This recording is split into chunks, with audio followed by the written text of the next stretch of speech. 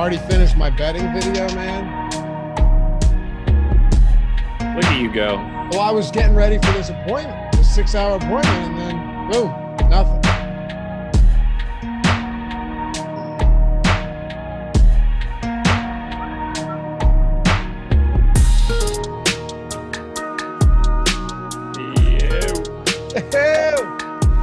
What's going on, everybody? Welcome to the Awesemo.com NBA strategy show presented by No House Advantage. I'm Dave Loughran, coming to you live from Bucks County, Pennsylvania, joined by Josh Engleman at Josh Engleman on the Twitter. You can follow me at Laffy_D, LOUGHY_D for all of you podcast listeners out there. So I thought to myself this morning, this might be the last NBA show you and I do together all season long, man. So let's make it the best we possibly can. I hope it's not. I hope that would be a bummer. I want to certainly watch Game 7, but yeah, this could be it. It's been a long NBA season. You know, we started this one off in October. It's now June. Feels like it happened in 5 seconds, but I'm excited for tonight. I'm potentially excited for Sunday. It's been a great series. It's going to be good. It is. And we're on playback. Hell yeah, dude. It is funny though, when you think about like an off season for basketball, it's really not that long at all. Yeah. No, not at all. Soccer's crazy too. The schedule got dropped today. August 6th, we're back. Yeah, it's crazy. Last year, and not that I would know, but last year we had basketball go to like July 23rd or something. You and I were doing basketball. Well, they started in December. I know. But what I'm saying is, think about how long the off season was for that. You had August and September, right? 3 months, basically 3 months, mid-July to mid-August, September. Yeah. I think September the season started like it's October 19th or something this year. Yeah. So yeah. And then this year we'll have 4 months. So we'll be back at it before you know it, which excites me for sure. We'll have playback for big games, for big stuff. We're going to have a lot of fun. But yeah, hopefully this isn't the last game. I'll say this much though. It seems like everyone is heavy on Boston. I think the Warriors could close this out after. I figured you'd be, not to say that they will.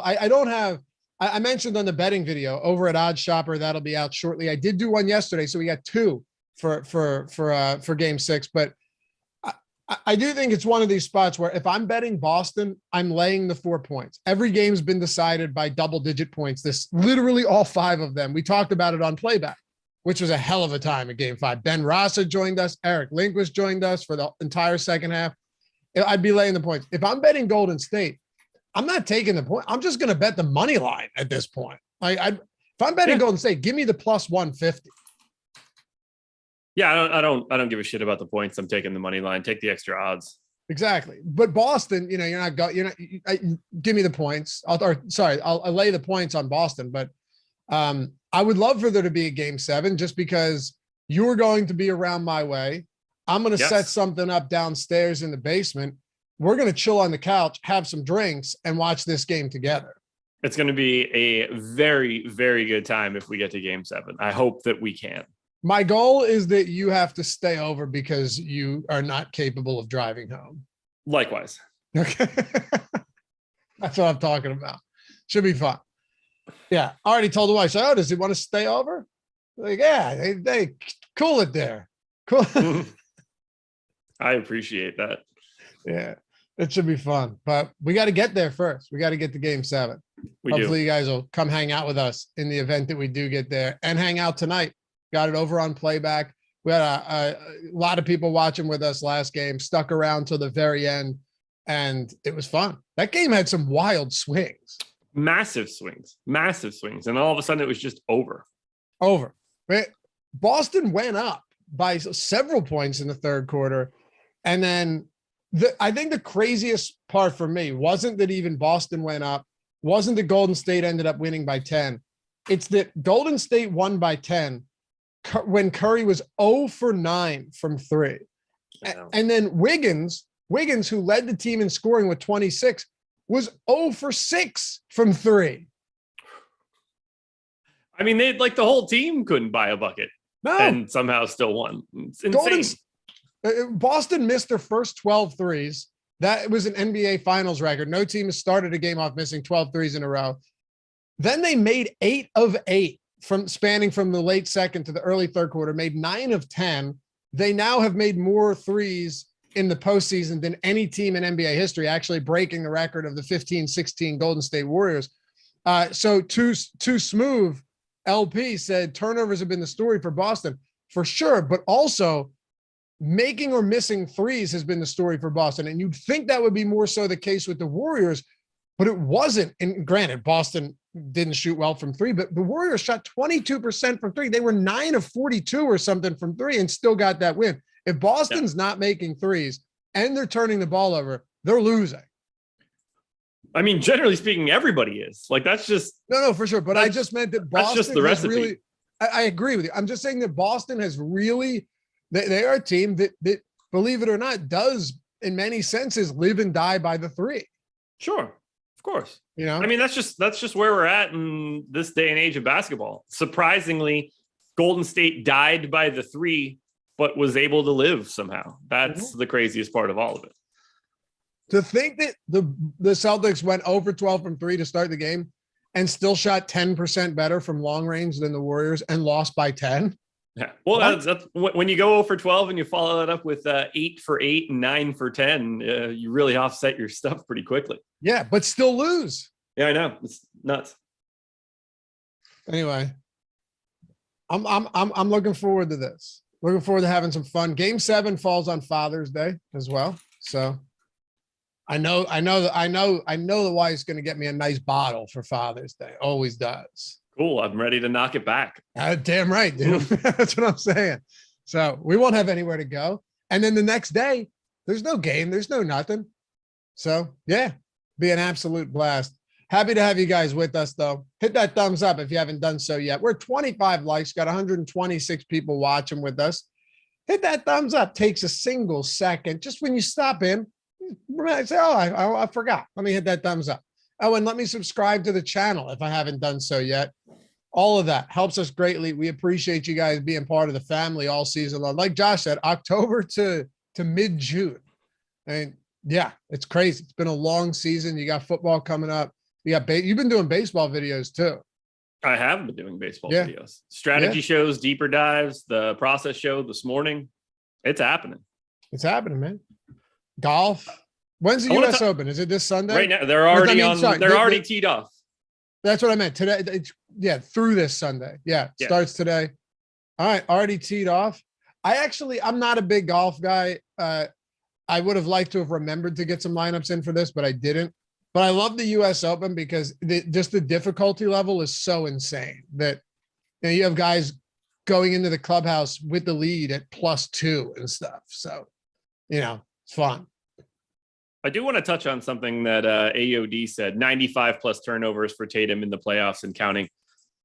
We're seeing that stat, like that sort of stuff come up a lot. It's quite possibly the dumbest thing that I see anybody talk about, because the entire list of the people that have the most turnovers are fucking studs. LeBron, Wade, Larry Bird, Shaq, LeBron. Like, the only way you can get that many turnovers is to play a shit ton of playoff games. When you're going to game 7 after game 7 after at least this point, game 6, it's always going to be the guys that have the ball in their hands the most, that play a ton of minutes and play the most games. It's a useless piece of information. Can I play devil's advocate for a second, though? Like, obviously you don't want to be turning the ball over. Like, turnovers in general are bad, but if like LeBron James is the guy that you're beating the record for, then like it's not the same sort of thing. Allow me to play devil's advocate for a second, though. And let's also consider the fact that Tatum's turnovers are going to be way higher because they had 2 7-game series, right? Yeah. And now he's also playing 41 minutes a game in the playoffs. Yes. But he has 95 turnovers. Steph Curry has 55, and he's played 2 fewer games. So there is a dramatic difference there. But Tatum's also played a lot more minutes. He's played 2 more games than really only 2 more games than Curry. Oh yeah, they did sweep Brooklyn. Yeah. But yeah, look, AOD, I agree with Josh in that it's not good, or it's not a good stat. But I also agree that you don't want to be turning the ball over as much as Tatum has. But really, if you were to put this in context, instead of just looking at the raw totals, he's averaging 4.1 turnovers per game. It's not that crazy. Doncic in the playoffs, 3.9. Yeah. 3.9. LeBron and Steph in the 2014-15 season both had 82 turnovers and 3.9 per game. Like, it's the most overhyped narrative that's happening. Giannis averaged 4.5 per game this postseason. Shaq had 85 turnovers in 2005. 85. How many games? 23. Yeah. Yeah. So Tatum still has more, but it's not that much more. And he probably played more minutes. So, well, like Antoine's like, oh, but what was his turnover to assist ratio? He has more assists than Dwayne Wade, who has the third most turnovers. He's got more assists than Larry Bird, who has the fourth most turnovers. Shaq obviously had 1.7 assists that season. This is a meaningless item to talk about. The only names you're ever going to see on this list are star players. It can't be anybody else. They're never going to play long enough. But would you not agree, though, that as a team, the turnovers, as a team, when you're turning the ball over at an excessive clip against a Warriors team that will take advantage of that, that is a problem. Yeah, like just in general, when you turn the ball over, the expectation of points for the opposing team is higher. They're like the best situations you can get, whether that's steals and fast breaks are always going to lead to the most possible points. So like turnovers in the aggregate are a problem. The Boston Celtics at this moment are not even close to the top of the list of aggregate turnovers. Actually, as many turnovers per game as the Warriors. The record for turnovers in the playoffs is 424 by the Portland Trail Blazers in 1977. They played 19 games and had 424. Boston this season has 330 in 6 more games. Right. So 100 or 90 less in 6 less games. The issue with Boston is that it's a lot more pronounced. It's a lot more, it feels like a lot more, because when Boston loses games, it's almost always because they have a ton of turnovers. They've really had kind of a Jekyll and Hyde postseason, if you think about it. So it's easy to look at a lot of these games and go, oh God, they had 19 turnovers again, and Golden State created 38 points off of turnovers. You know what I mean? But then there's other games. Since 2014, it's the second biggest total of turnovers of any team in a playoff run, behind the 15-16 Warriors. Wait, say that again? The Boston Celtics this year have the second most aggregate turnovers since 2014 of any team in a playoff run, behind the Warriors in 2016. Right. And a lot of those which didn't exactly slow the Warriors down. No, exactly. And a lot of those are, this Boston team's kind of similar. Like I said, that Warriors team, you said the 15-16 Warriors? Yeah. It's the same one that Boston just broke the 3-point record in the postseason against, was the 15-16 Warriors. That was the Warriors team that gave up the 3. Was that the Warriors team that lost in 3? Yeah. Yeah. But still, they were dominant. Yeah. They were exceptional. One of the greatest teams of all time. Since 2014, the Warriors have 4 of the 6 biggest turnover totals because those guys play the most games. Mm-hmm. All right, last thing on this. Kevin Hines said, that being said, Tatum needs to turn it over less. It would be really difficult for him to turn it over less, because, and I'm not over here like riding for Jason Tatum. I don't really care at all. I'm not a Celtics fan. I'm not a Tatum fan. If Sixers could have had him, I would be a much bigger fan in the event that they had him. But yeah, I bet. But you're still talking about a player that is playing for easy 40+ minutes per game. He's averaging 85 touches per game this series. Curry's at 77. Like, no one else is close. 85 touches per game. when you're touching the ball as much as he is, when you're playing averaging 41 minutes per night, 4 turnovers actually doesn't look that bad. Trae Young turned it over like 6.3 times per game or something in that series against Miami. Yeah, like, look, turnovers are incredibly overrated in terms of, one, the guys that are going to get the most of them are just guys that are going to have the ball. 2, aggressive turnovers generally means you're creating in some way, like you're willing to take more chances. It's no different than football, where like a high, like the year that Jameis threw 35 touchdowns and 25 picks or whatever. An interception isn't really all that bad in general in the NFL, but people freak out about it. It's not that kind of like problematic play. People just overrate coughing the ball up for reasons I'm not entirely sure about. Who do you think led the league in turnovers per game this year? I don't know, Westbrook? Luka. Okay, yeah, there you go. 4.5 per game. Yeah. Your MVP, Luka Doncic, was 5th in turnovers at 3.8 per game. And that's across 33 Jokic, minutes per you game. mean? What did I say? You said your MVP, Luka. I meant your MVP, Jokic, was 5th. Yeah. He played 34 minutes per game. If he played 41 minutes per game, Jokic is probably turning it over 5 times. Yeah. So, yeah, it is what it is. Anyway, let's talk some basketball. Glad you guys are joining us. What a fun series this has been. Really. Like, I'm so glad that we got a good series. And screw all of the games have been decided by a lot of points. Yeah, it's all in the fourth quarter. Like, teams pull away and there's been crazy runs. But I'm excited to get into this one because there's so much that we talked about for game 5 that is even more pertinent now. Like, how about Robert Williams playing another 30 minutes? How about Kevon Looney getting in foul trouble, but still playing over 13 minutes in the second half, being plus 12 in 17 minutes? Or what about Wiggins, who leads the team in rebounding and by far in potential rebounds, putting up another 13 boards in that game? Everything we saw from game 4 and kind of suspected we could see again, it came to fruition. I hate this series so much when we're trying to analyze this stuff. I'm at tough. the point now where I can't do it. Like, you're mentioning Robert Williams minutes. It's like, yeah, but what in the world do we project him for here? Like, does Looney play more? Does Looney play less? Does Gary Payton play 12 minutes again or 26? I'll tell you how many minutes I'm giving both of those guys. Right? I'm giving Looney 22. Don't think that's crazy at all. You're probably giving him like 19 or 20, which I get, but I'm giving him 22.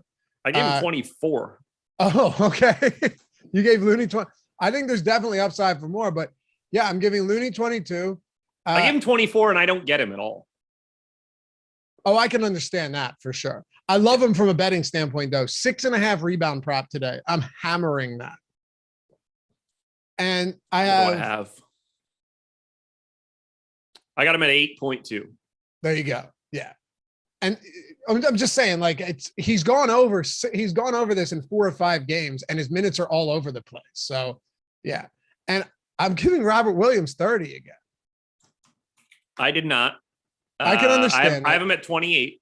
That's fair. There's just too much downside for him. And his downside is I am not on the floor at all. I'm just not playing well. Well, here's where I came to this conclusion because I totally understand going under 30. Here's how I arrived at 30. Game 4, if he didn't tweak his knee, he's playing probably 35. Yeah. Game 5, if this game isn't a blowout at the end, he's probably playing at least 32 or so, 33. Yeah. But the biggest thing for me is go ahead and look at the plus minuses in this game.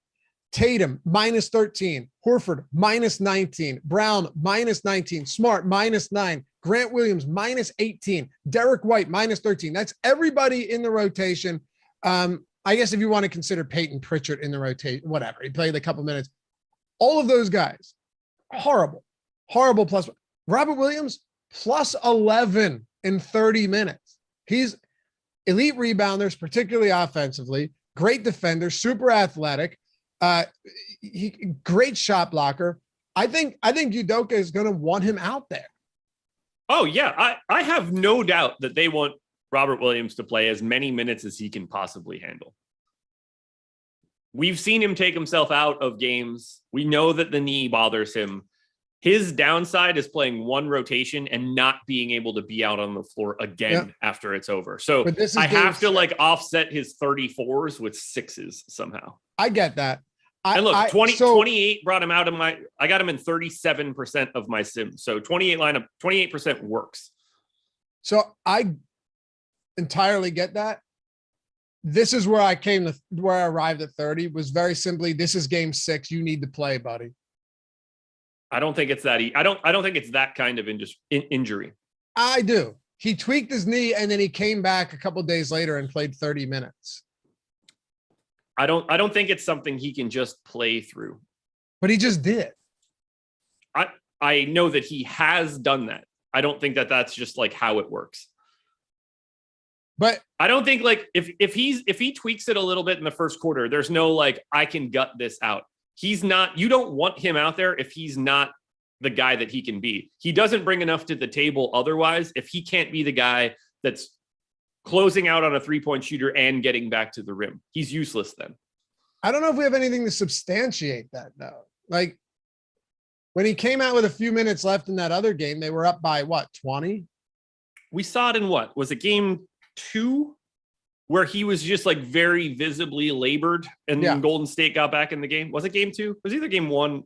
Maybe it was game 1. I don't know. I thought it was game 2, but they were already up a game in the series. You know, this is a little bit different. It was game 2. You ready for this? Robert Williams in 126 minutes of this series against Golden State is plus 31. He is the only guy of relevance in this, the only guy that's going to play more than 10 minutes today that is positive for Boston. Grant Williams minus 37, Derek White minus 36, Horford minus 29, Smart minus 20, Tatum minus 19. Wait, in the series? In the series. Whoa. Peyton Pritchard is plus 22 in 59 minutes. He's not really playing. Wow. Yes. Yeah, it's Luke Cornett, Aaron Nesmith, Peyton Pritchard, Nick Stauskas. I'm going down the list of guys that are after Robert Williams. Sam Hauser, Juwan Morgan, Malik Fitz, and then Jaylen Brown with a solid plus minus of 0. Yep. He's 31 better than the next closest rotation player. 31. He's 16 of 18 from the field. Get what? He is 16 of 18 from the field. Hey, give me those 30 on minutes. 8% usage. It's just all putbacks or alley-oops, but I don't care. Hey, Jason Tatum, 50% true shooting. Jaylen Brown, 52% true shooting. That's startling. Jaylen Brown is shooting 11 of 36 from 3. He's having do you know what Tatum is shooting from 3? Think about this. His true shooting is slightly below 50%. He's shooting 47.5% from 3 in the series. Tatum? 19 of 40. So he's just been awful everywhere else? He can't buy a bucket that isn't a 3. He is 19 of 62 from 2, 30.5%. Wow. Wow. All right. If Jason Tatum could make a bucket inside the 3-point line, this entire series would be different. Yeah, last game would have been a whole lot different as well. Yeah. Man, that's crazy. Yeah. It just shows you how good Robert Williams has been too, though. I would have never expected Grant Williams to have 9 3-pointers taken through 5 games. Think about what he did against the Bucks. He's taken 9 threes. Yeah, he's been a non-factor. They'd rather have Derek White 44% from 3. Al Horford 58% from 3. Yeah, and for what it's worth, I'm not buying that on White. I have the under 1.5 threes today on Derek White. I'm not buying that. He's a 30% 3-point shooter. And I think he could continue to lose minutes the more Horford and Robert Williams play alongside each other. They played 18 minutes next to each other last game, and a lot of that came in the second half, Josh. He shot a little over 5 per game so far. So actually, that's not true. 23 divided by 5, 4.6 per game. So could lose minutes. He was not good either. Robert Williams, of his 16 made field goals, you have 10 dunks. No, sorry, 10 layups and 6 dunks. 4 of them were alley-oops. 1 was a tip-in. That's what he does. It is what he does. His average 2-point shot distance is 3.5 feet. It's crazy. Yeah. It's crazy. All right. This is good information though. Look, you guys, we're running out of shit to talk about anyway. I'd rather talk about it like this though. You can give people an opportunity to make their minds up on their own. Just give them how the series has gone. Once you get 5 games into it, I'd much rather talk about that, how the series has gone, who's been better in the series, how we can try to accurately project the minutes than just being like, yeah, Curry's good at captain. That doesn't help anybody. No, it certainly doesn't. Curry is good at captain.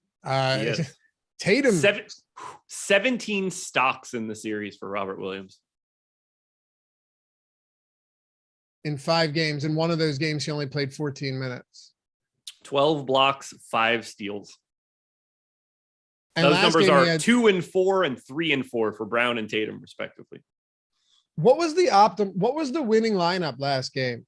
Do you remember what it was? I remember you read it off. I'm assuming I'll pull up what the optimal was right now. Because this was something you and I had talked about a lot, that, hey, because I'm assuming Wiggins was the captain. I don't know shit anymore. That was the 13th. The reason I say that, and while you look this up, we talked extensively about how, hey, this mid-range could be the spot where you're just getting great captains and then leveling it out with a lot of other high-priced guys. Now, obviously, Steph Curry wasn't particularly good last game, so that's why I would love to know what it was, because I don't remember. Wiggins captain, Tatum, Brown, Clay, Draymond, Gary Payton. Yeah, so no Curry, but you did have Tatum and Brown. Yep. You had Wiggins at cap. And Wiggins was the captain in the top 3 optimal lineups. And you only had to go cheap at one spot. Yeah. You didn't have to go to a 1K player. You didn't have to do anything crazy like that. No. I like it. It is a little different today, though. Gary Payton's price comes up almost $1,000 on DraftKings. I mean, nobody is particularly cheap. I think Otto Porter's price should have come down even further. I still anticipate him starting and playing less and playing 14, 15 minutes. We talked about that as well. Yeah. That I think is where it gets a little bit tricky for sure. There just isn't much good value at all. There is not. There's nothing to be found. It's Gary Payton. It's Grant Williams if you want him. It's Nemanja Bjelica at 1,600, and that is basically it. This is very, very difficult. There are a couple spots where I want to be a lot higher on a guy, a couple spots where I want to be a lot lower on a guy. But when it comes to value, if we just want to say like sub 5K guys, Grant Williams is 13% owned, showed up in my sim 9% of the time. Peyton Pritchard, 14% owned, showed up in my sim 7% of the time. Either way, not frequently. Porter, 11 for me, 11 in ownership. Peyton, 20 for me, 16 in ownership. Bjelica, 22 for me, 17 in ownership. All of these guys that we're naming as value plays are like not all that interesting. And the chances are like one of all of those guys is going to be in the optimal, and you're dead in the water if you don't get that guy correct. And it's really tough to say who it's going to be. I mean, naturally you could go, yeah, it's going to be Peyton. Sure. But he's not he's cheap. Don't get me wrong, but Peyton could also play 13 minutes again. So he's no lock himself. No, terrifying guy today. The awesome. What's that? The stochastic. It can take a while to get used to me saying that. I said Awesemo and Stochastic interchangeably on the 3 videos that I used earlier today. Like, I just can't. Take a while. It's been 4 years. 4 years. Yeah. I like it though. I'm 100% on board with this rebrand. I think it looks good. It's like, imagine having to call someone Bruce forever. And now it's just like, no, the name's Caitlin. Happens all the time these days. I know. It's hard, right? Like every once in a while, you're just going to slip up and say Bruce. Yeah. Yeah. And you should not be faulted for honest mistakes. I mean nothing by it. Now, were those just random names you pulled out of your head? First names I could think of. Right. Yeah. It is interesting because there is someone who transitioned from Bruce to Caitlin Jenner. Yeah. Yeah. Yeah. Of course. Could have seen that one coming. Yeah. But the stochastic ownership projections entirely free today. 100% free. Could be the last game. Settle down, Jordan. It's all right.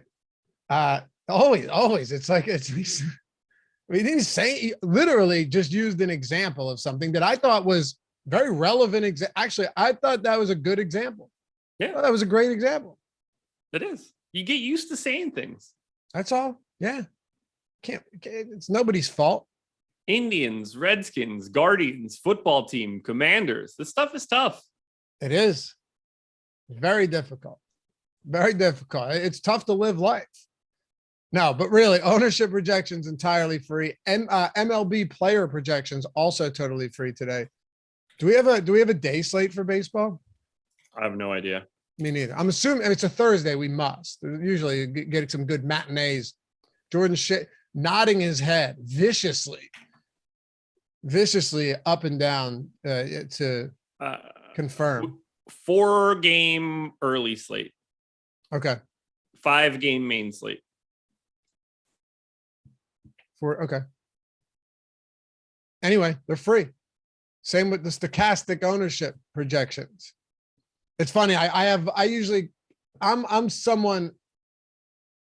bad when it comes to tabs. I just have tabs I leave tabs up throughout a season, like certain tabs that I use for all of my research. And I just refreshed the Awesemo ones and you got the stochastic logo up there. Times are changing, boys. Anyway, do you think it makes sense that Tatum is getting significantly more captain spot ownership than everybody else? Yes, I do. I actually have him higher than that. Tell me why. Because his minutes are going to be 44 if this one's competitive. I expect Jason Tatum to play every single minute of the second half. I think he's going to sit at like the 7 or 8 minute mark of the first quarter and then never leave the floor again. And it's not going to be the same on the opposite side because Curry is $400 more expensive than Jason Tatum. And I don't think that you can project their minutes even close to each other, which makes it, to me, impossible to get to Curry in the captain spot.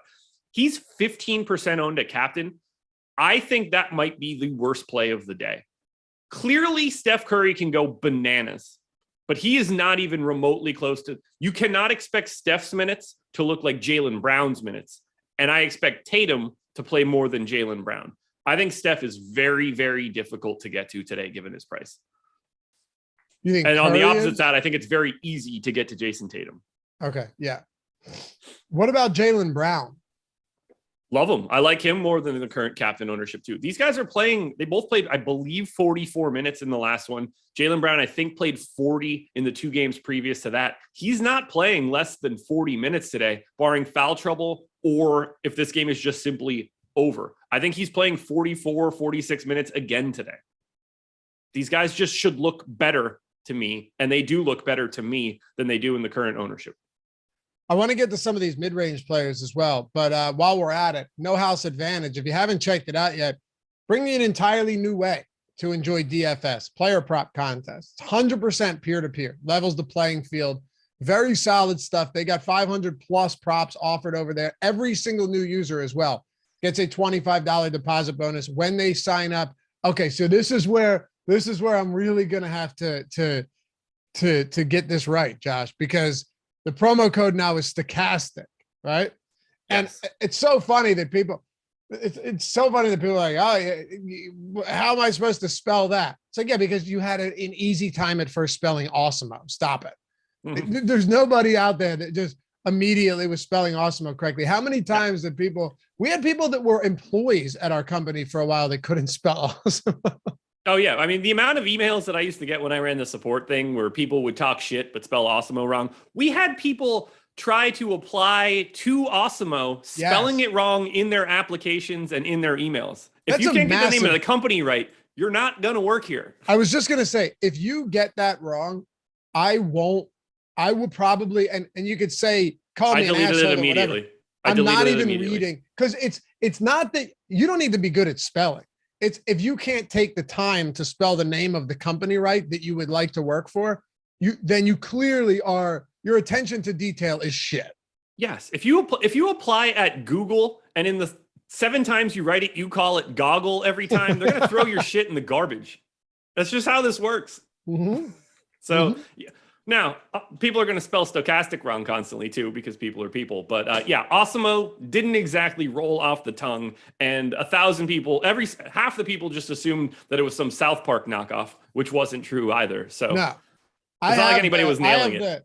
I have the Cartman back there, the Awesemo Cartman, but that's one because it's amazing. Like you could, it's awesome, right? And I love South Park. That's one of the best episodes, and also it's funny because it's still pronounced the same. But no, it has nothing to do with South Park. Anyway, promo code Stochastic, STOKASTIC. It's no harder than Awesemo. STOKASTIC. Get you $25 when you sign up. The best thing about No House Advantage is all of the props are static. They don't change throughout the day. And I love that, because if they're posting lines on these props the night before, you can go and compare them to our No House Advantage player prop tool, our projections, our No House Advantage optimal lineup tool. It's free every day of the week, 365 days a year. Compare it to Odd Shopper, where you can just, instead of going to every book and seeing where it's at, you can just click on each prop and we'll pull it up for you. There is an edge at No House Advantage. You're building lineups with props. The ones you like the most go at the top. They get the most points. The ones you're most confident in, least confident in, go at the bottom. They get the fewest points. It's a fun place to play. All the tools that we have for No House Advantage are free, and you get $25 deposit bonus when you sign up with the promo code Stochastic, STOKASTIC. All right, mid-range. I've just been in love with the mid-range all series long. I think it's the best mid-range really of any series that we've gotten throughout the postseason. Yeah, because you have Thompson, you have Robert Williams, you have Draymond Green, you have, I'm going to throw Marcus Smart in there too, Andrew Wiggins. I think you could still consider them mostly mid-range. Reason is that a lot of these guys, people get gun shy on going to, or they just have a couple of bad games, but still have the upside, be it Draymond Green, Andrew Wiggins coming off a game where he was the optimal captain. Klay Thompson a few games ago. I don't know if he finished as the optimal captain in game 3 when we did that playback, but he was because Curry went off, but Klay was the optimal for like 3/4 of that game. All of these guys could win you tournaments at your captain spot, and that's all that matters. Oh yeah, I've got multiple options of high-level captains, whether that's Smart, in my opinion, Horford, Draymond, Klay, Wiggins to a degree, Robert Williams. There's a lot to be found here. That whole section, it just makes it easier to fill out the rest of your lineup because we talk about it. We don't have the value at the bottom, so you have to manufacture it somewhere else, and you manufacture it by being in the mid tier. I'm going to be heavy on Al Horford once again. That should be no surprise to anybody that has watched this show, but I'm going straight back to the well. He's the guy that I want to get to the most over where the public is currently. If you had to pick your 3 favorite mid-range players today and I'm just going to go from Wiggins down to Horford, because you already said you don't have any Looney. So that's 1, 2, 3, 4, 5, 6. That's 7. That's 6 players in that range. Who are your top 3? Al Horford for sure is 1. That's not close for me. Are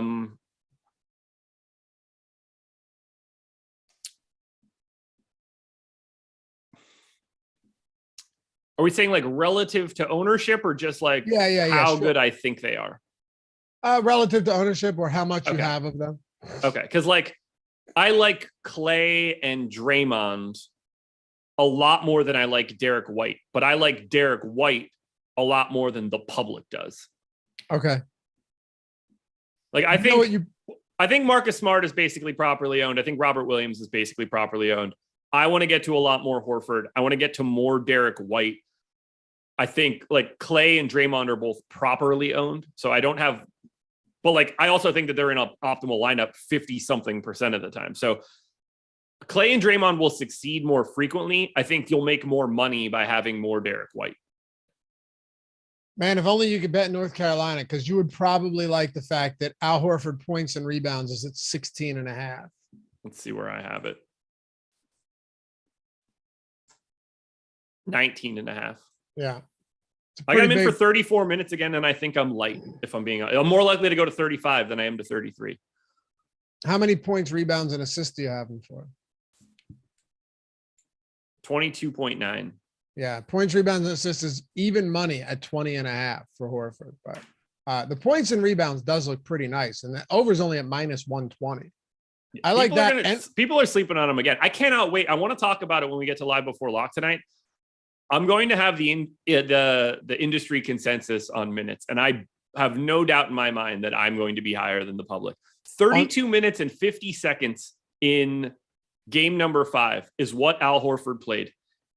He missed the final 142 plus 119. So call it 3 more minutes. Al Horford was set to play 35 minutes and 50 seconds if that game didn't get out of hand for the final 3 minutes of the game. You're definitely going to be projecting him higher than other people. I think so. I mean, I don't know how you project him for less. I don't know how you can do anything below 34. And I don't necessarily think 34 is correct either. Even just looking at that prop at 16.5. That's what I mentioned to you when Robert Williams was at 14.5 the other day, right? Yeah. Like that to me, and I know you had him projected at 18.5. I had him well over 14.5. He got there easy, but you know it was because his minutes were underrepresented based on what we had seen. And he went and played 30 minutes. Now his points, rebounds are at 16.5. Quite frankly, I still like it because I think he plays around 30 minutes. But yeah, you get the point. If you nail the rotations or even get close, you're going to have a nice day for DFS. You're going to have an even better day for betting. Because there's certain spots we just don't know. Yeah, no, that's a good point. Yeah, that's a really good point. You know, like this isn't just one of those things where it's like, all right, Reggie Bullock plays 44 minutes, Finney Smith plays 44, Luka Doncic plays 40, Dwight Powell plays 8. I'm just giving you a random example of a team where the only question mark there was, you know, is it Maxi Kleber that gets the minutes or does Dinwiddie get some more minutes? That was the only question. But with this, Horford's minutes have varied. Robert Williams, and with the knee, his minutes have been, you know, kind of volatile, not as much lately. Derek White, Grant Williams. There's so many question marks when it comes to playing time for this Boston team. And you know what? Similarly, I think you could say the same with Golden State. Does Otto Porter keep playing 14 minutes? Does Looney get back to you know, low mid 20s, maybe more today? There's a lot of unknowns. There really are. It's going to be so much fun to like watch and break down and talk about, particularly on playback tonight. Yeah, throw that banner up, Jordan. Hopefully you guys hang. Everyone that's come over there has said almost uniformly, this platform is awesome. This is this is the way we should be watching basketball games, watching sporting events at this point. Sure is. It's fun. All you have to do is authenticate your TV provider. It takes a second to sign up and do that. It's sweet. Can we talk about some value here? I know you don't have Looney. I like Looney a little bit more than you do. I think his price, I think he's probably a little overpriced. Not going to deny that. But in the same breath, he's getting 18% owner, not cap, just 18% ownership. I think that is low for a guy that can play 28 minutes. And we saw play 28 minutes just 2 games ago. And someone who, you know, we saw in game 5 against Dallas, 40 fantasy points. We saw in game 2 against Dallas, 40 fantasy points. We saw in game 5 against Memphis, game 6, against Memphis, 40 fantasy points. These are recent performances. And you have 3 40 fantasy point performances from Kevon Looney over his last, 6, 7, 8, 9, 10, 11 games. So if he's getting that little ownership, and he can get maybe 28 minutes, 30 minutes again, I'm willing to take some shots there just because I think the ceiling is high enough for an elite rebounder and a guy that can get some easy layups around the basket. Yeah, look, there's certainly a path for Looney to play more minutes. I don't love this series for him just because Robert Williams, Grant Williams, Al Horford, there's a lot of big enough bodies down there where it's going to operate a little bit differently than it did in that series against Dallas. But he's just one of the few guys on Golden State that I think legitimately has variability in playing time. And that's sort of one of the things that you could try to take advantage of. If you think that Looney can play 28 minutes instead of what everybody thinks is 24, then you're going to end up way above the field on Kevon Looney. I think that's a reasonable stand to take at 13% aggregate ownership right now. Right. Is that what it is? Yeah. Yeah, that's low. It is. Now, like, I agree with it because I don't think that he's going to get those minutes. I get that. But it is not at all outside the realm of possibility that he just has to play more. He is Draymond Green foul trouble away from just picking up a couple extra minutes. I don't think they're going to want to go to this Andre Iguodala at the 5 nonsense look again. It does not work. No, he looks awful. He does not look good. And let's be real. It's not like Otto Porter has looked particularly good either. Not exactly spry. Otto Porter has not looked great. Kevon Looney is the guy that you would want. Is the two guys, in my opinion, that I would want on the floor if I'm Steve Kerr that aren't the starters are Gary Payton and Kevon Looney.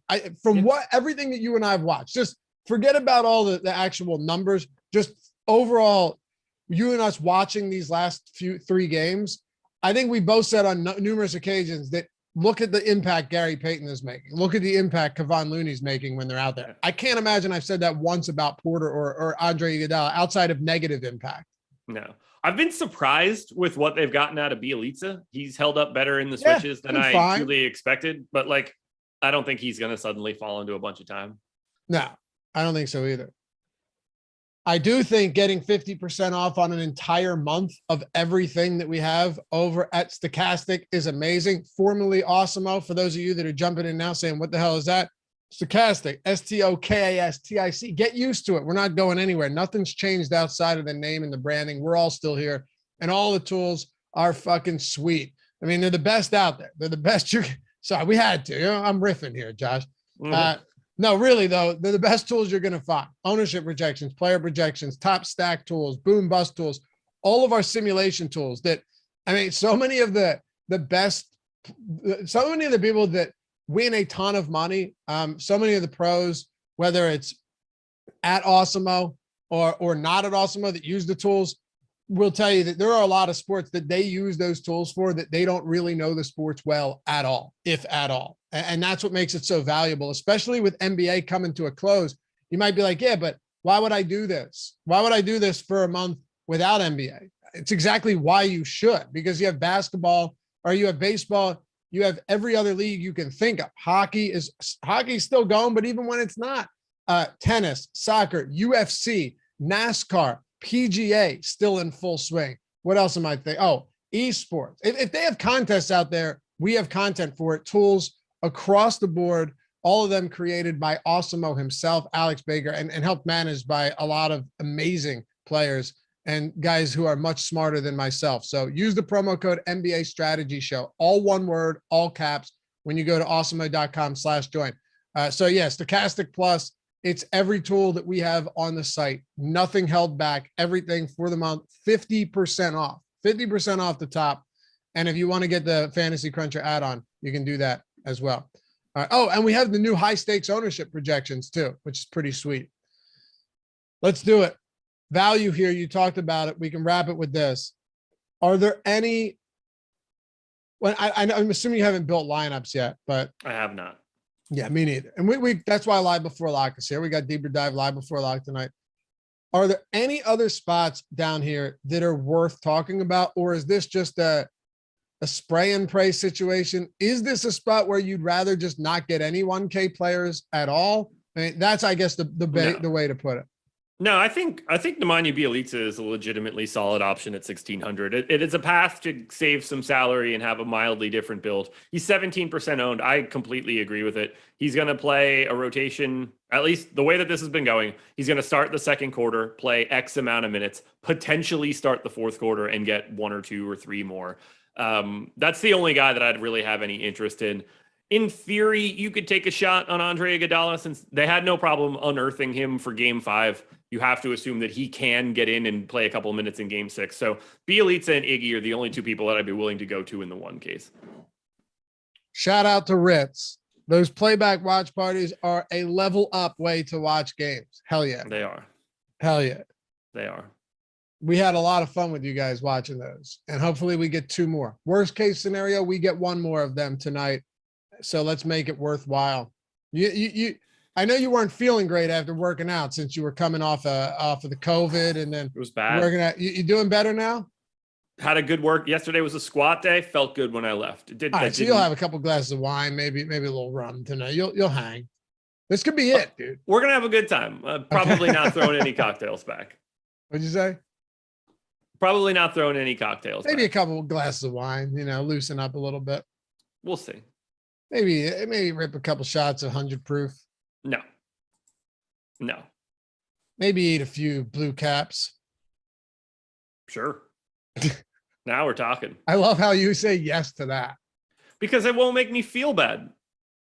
Oh man, they can make you feel real bad. You've never once had a bad experience with psilocybin? I've had many terrible experiences. I tried to convince my wife to call the ambulance. Oh, that's right. I watched I thought I died by myself. I cried for an hour alone. I watched the dog fall off of a balcony. Yeah, I don't need that in my life. But I'm also going to wake up the next morning and not be hungover. And I looked down, and thank God he was scurrying around in the gutter. Because can you imagine how south things go when that happens? Yeah. I'm at the beach house, hanging out, and I just see this thing because a buddy of mine brought his girlfriend who had a puppy, just scurries off, and I go, oh no. Watch a buddy of mine fall down a flight of 25 steps, crack his head at the bottom, and I'm just not good. Yeah. And yeah, either way. I know how to deal with it now. Those things aren't going to affect me any longer. I can't have a bad trip any longer. I haven't done it. I haven't done it since I was. Now, let me be more specific. I would have to take heroic amounts. Right. You give me 7 grams or something like that. Oh, I mean, that could be bad. I think that trip can go anyway. You give me any sort of manageable 8th down dose. Totally fine. Not going to affect me. Put me anywhere you want. I did them frequently between the age of 16 and 19. I have not done them since and generally did not have good experiences. I would be willing to re-experiment though, now that I'm older, but I would imagine that me doing a show would not go over well. Oh, I would do great on a show. Think? Yeah. But no, like in my mind, yeah, but people would be like, can you stop talking about how bright the Best Buy logo is? Yeah. See, like I've never really had that. Color. I've had wild tracers coming out the fingers. My fingers extend. I look at myself in the mirror and I look like a goblin. No, nothing.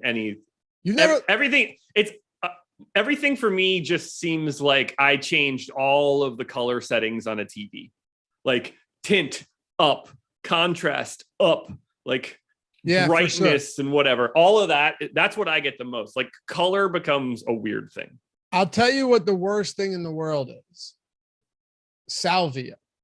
Yeah, I'm good on that. I don't need that in my life. Dude, there's nothing enjoyable about it. And I don't care anyone say you went to a spiritual place. That's good for you. Not me. I was trying to unstick myself from the ceiling for what felt like 36 hours.